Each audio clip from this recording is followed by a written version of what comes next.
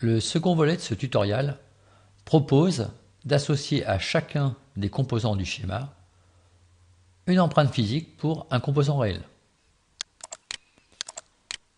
Si on prend l'exemple de la capacité de 100 nanofarad présente sur le schéma, bien, cette capacité de 100 nanofarad, elle existe par exemple dans un petit boîtier de type CMS 0402, un CMS pour composé monté en surface, avec des dimensions de 1 mm par 0,5 mm. Mais elle existe également dans un boîtier CMS 0805 de 2 mm par 1,25 mm. On pourrait la trouver également sous la forme d'un composant condensateur traversant avec un pas entre les broches de 5 mm. Ce phénomène, on va le retrouver pour les résistances, avec des résistances par exemple de type MELF, ou des résistances CMS en boîtier 0603, cette fois-ci 1,6 mm par 0,8 mm, ou en composant traversant, sous la forme d'une résistance avec un corps de 6,3 mm par 2,5 mm pour une résistance de 0,25 watts. Et puis si on prenait des puissances différentes, on aurait des composants de taille différentes pour ce qui concerne les résistances. Ce phénomène, je le retrouve également pour les circuits intégrés. Notre LM358, c'est un circuit intégré à 8 broches qui existe en boîtier DSBGA, qui existe en boîtier DIP8, mais qu'on peut également trouver en boîtier CMS SOIC8. Alors, sur notre schéma, on a une capacité de 100 nanofarad. Cette capacité de 100 nanofarad, elle a été choisie pour ses caractéristiques qui consistent à assurer un bon découplage du composant. Et pour assurer un bon découplage du composant, on utilise des capacités céramiques. Et là, j'ai prélevé dans un catalogue une référence de composants adaptés à notre besoin. La capacité qui intervient dans le filtre à ce niveau-là, c'est une capacité qui a besoin d'être précise. Et pour cette raison-là, ce qui a été utilisé, c'est une capacité polypropylène à film. Et donc cette capacité polypropylène, c'est une Vichy avec comme référence ce code-là. On verra après à quoi ça correspond. Donc c'est une capacité avec une excellente tolérance de 2%.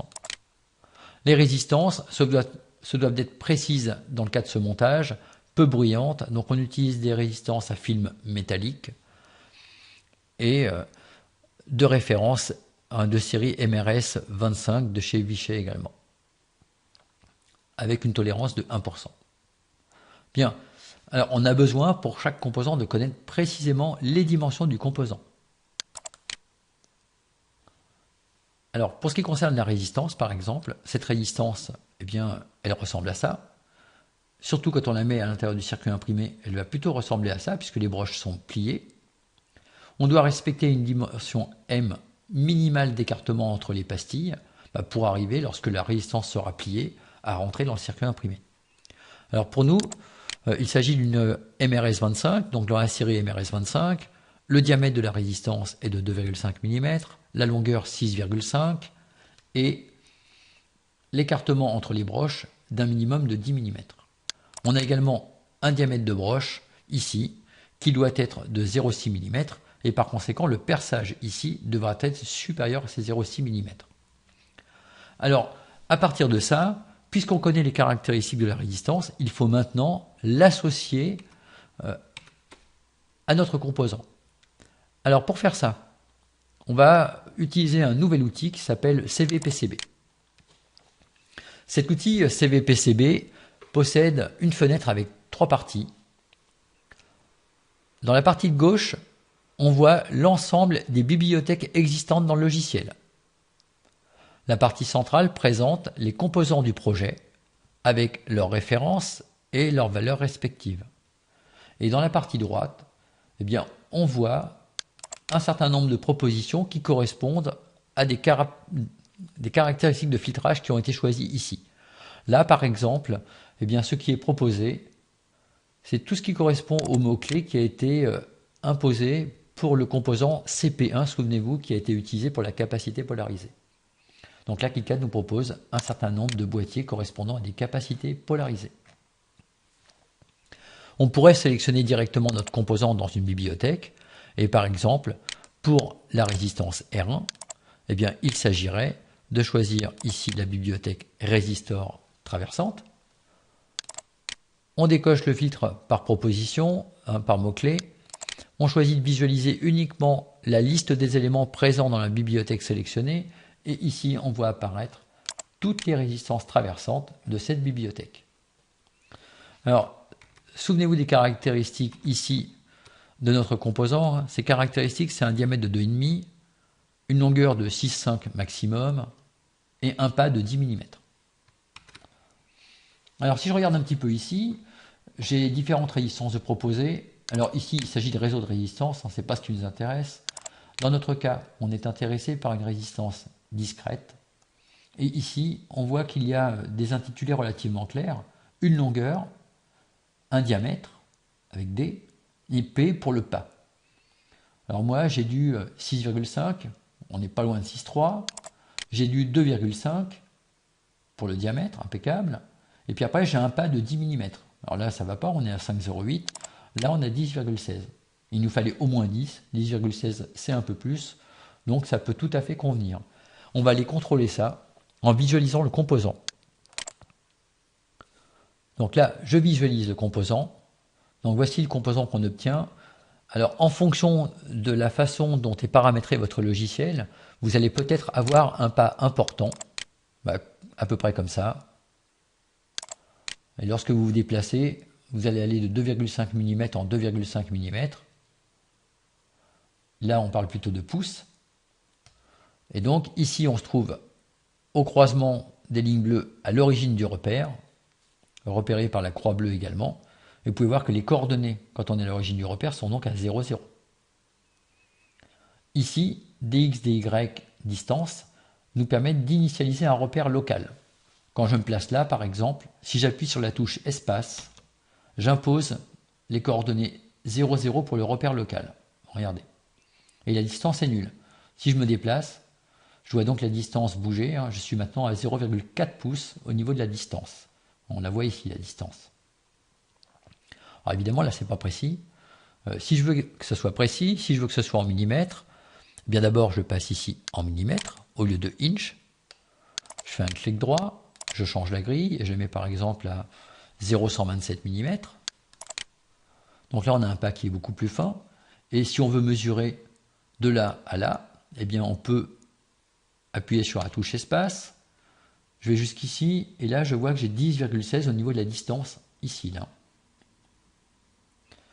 De la même façon, je peux initialiser le repère local ici. Et lorsque je vais là, je mesure le corps 6,35.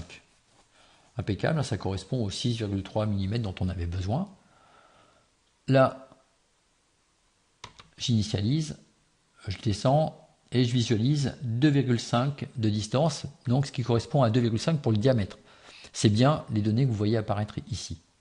Donc cette résistance, elle convient par rapport à nos besoins. Alors il faudrait éventuellement contrôler également ce qui correspond au trou de perçage. Ce n'est pas quelque chose à laquelle on peut accéder ici. Là, apparemment, on est à au moins 0,76. Si on le fait visuellement en initialisant l'origine ici et en allant jusque là. Donc au-delà des 0,6 de notre composant. On peut également visualiser le composant en 3D par un clic ici et puis en zoomant avec la molette de la souris. Et puis en utilisant le bouton de gauche pour pouvoir faire tourner le repère. Donc voilà, on a vu l'essentiel pour pouvoir choisir un composant et contrôler ses mesures. On va donc appliquer cette résistance sur les 4 résistances du projet. Donc on applique ça par des doubles clics.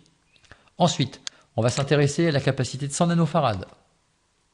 Capacité de 100 nanofarad, la voici. Donc je vous rappelle que c'est celle-ci. Si on décode le code qui est fourni ici, tout est fourni dans la documentation, je ne montre pas tout dans le détail.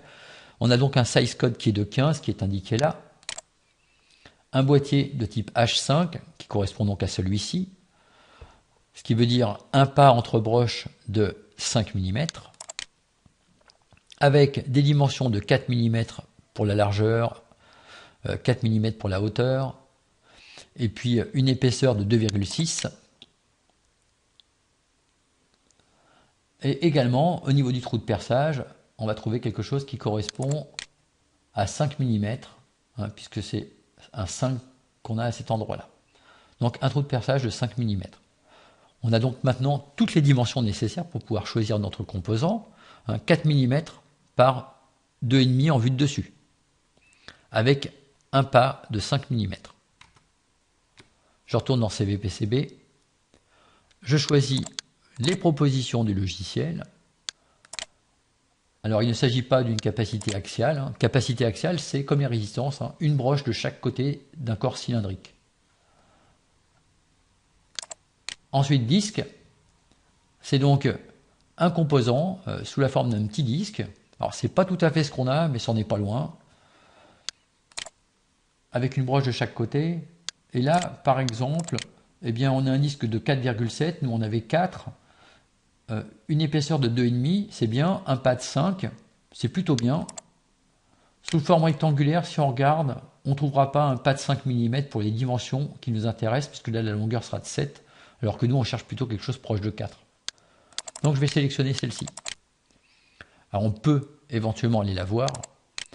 Si on va la voir, voilà à quoi elle ressemble. En vue de dessus, c'est plutôt correct pour ce qui nous intéresse. En 3D, c'est pas vraiment ça, mais c'est plutôt la représentation ici en vue de dessus qui nous intéresse. Bien, alors de la même façon, je peux choisir la capacité de 0,22 microfarad. Donc cette capacité de 0,22 microfarad, eh bien c'est pareil, j'en ai les caractéristiques.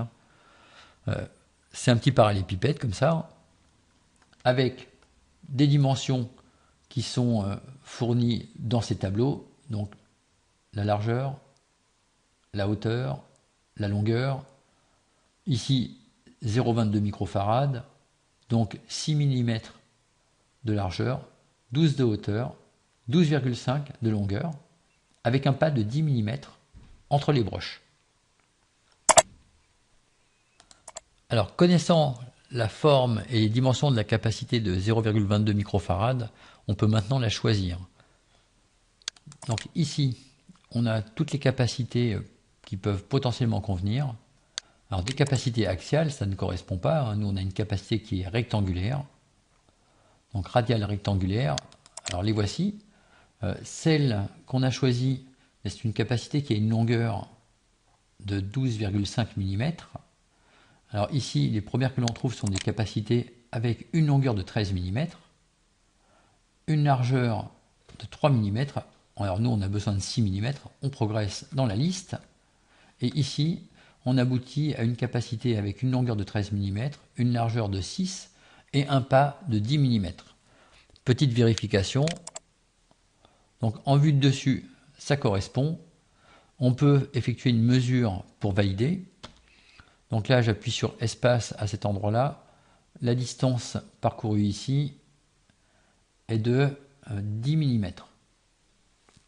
Donc c'est la bonne capacité. On va pouvoir la sélectionner par un double clic, comme on avait fait précédemment.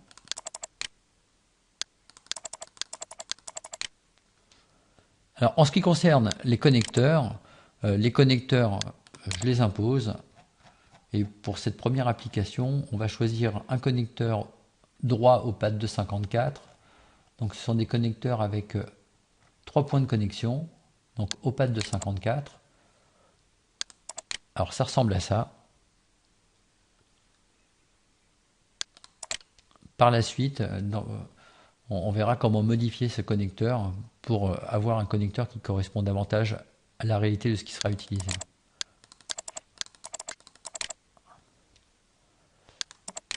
Dernier composant avant le circuit intégré, c'est la capacité de 220 microfarad. Nous n'avons pas vu de caractéristiques pour ce composant. Alors cette capacité, de la même façon que tout à l'heure, on va en imposer les dimensions. Ce sera une capacité radiale avec un diamètre de 8 mm et un pas de 3,5, ce qui est une taille relativement classique pour cette valeur de capacité.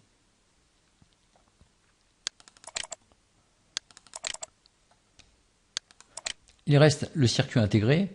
Alors, le circuit intégré, on le choisit dans un modèle traversant.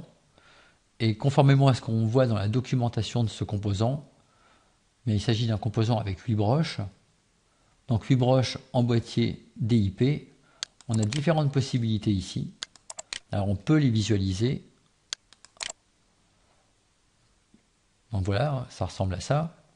Alors on aurait pu également contrôler avec la documentation constructeur. Donc la documentation constructeur, pardon, la voici. Généralement, les informations concernant le boîtier du composant sont disponibles à la fin de la documentation. Donc là, on voit les boîtiers CMS, DSBGA, donc des boîtiers avec des microbilles. Nous, on a choisi le modèle traversant. Donc le modèle traversant, c'est le modèle DIP, Dual Inline.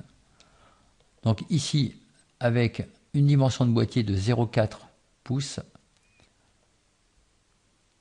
par 0,25 pouces en moyenne. Au niveau des broches, ça donne 0,3 pouces, c'est-à-dire 7,62 mm entre les deux rangées de broches, et un pas de 2,54 mm ou 0,1 pouce. Alors tout ça, on peut le contrôler sur cette figure ici. Donc là, on a l'origine. Si on regarde ici, on se trouve à une distance de 2,54. Ça correspond bien à ce qu'on a vu à l'instant dans la documentation. Et si on regarde entre les deux rangées de broches, on a bien 7,62 mm, également ce qu'on a vu dans la documentation. Donc c'est l'empreinte qui convient et on la sélectionne.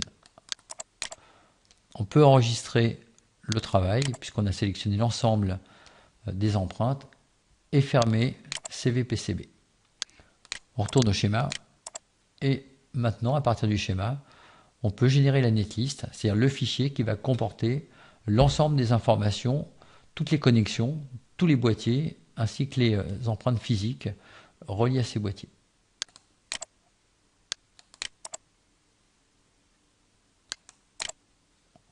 Voilà, on a terminé cette deuxième étape. Prochaine étape, on s'intéressera à la création du circuit imprimé. On enregistre le travail. À suivre.